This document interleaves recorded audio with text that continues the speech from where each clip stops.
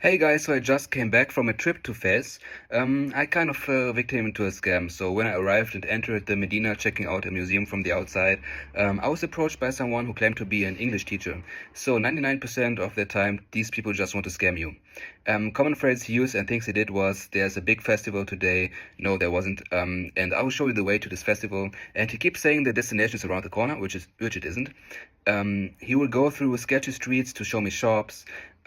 So I kept looking at my navigation and he always took the long way around. I also recommend you installing the app called Organic Maps and download the offline maps for Morocco. It is very accurate and you don't need an internet connection. I kept saying to him that I had just arrived, wanted to drop my bag, get cash at the ATM, and just walk around a bit. So even if he was a tour guide, it would have been an uncomfortable experience since he rushed everywhere, didn't even take a second to stop for me to check out things, kept looking if I was still behind him, and so on. And then he led me up to a restaurant, which, to be fair, had kind of a nice view from above, but you can get that almost everywhere in the city, even from a Riyadh. I did not order anything to eat since there wasn't anything vegan on the menu, so I ordered an amazing orange juice for a fair price, and after I paid, he waited for me at the door, which was quite uncomfortable and creepy, and I kept telling him that he's free to go and I don't want to waste his time and so on. So they obviously work together with shops and restaurants.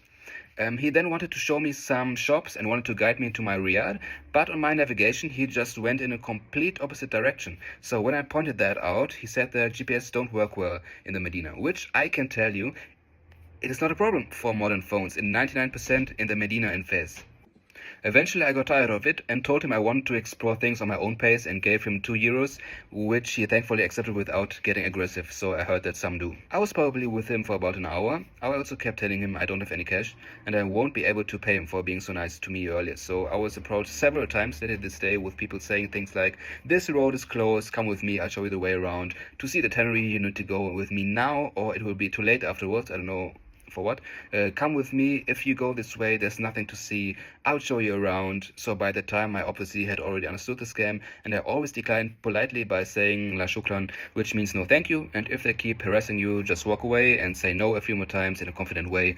If they follow you, which they do. They also seemingly come out of nowhere and then they just disappear. It's quite weird. Women also have to be prepared to be harassed sexually, unfortunately, and being objectified, so be careful and don't walk in shady areas or late at night.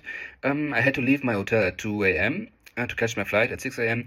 and was approached a few more times by some sketchy people, but I just kept walking quickly to the taxi. I've met many nice people in Morocco, but unfortunately, at least in my experience, there are scammers everywhere, and yeah, you can't escape them, which is kind of a shame.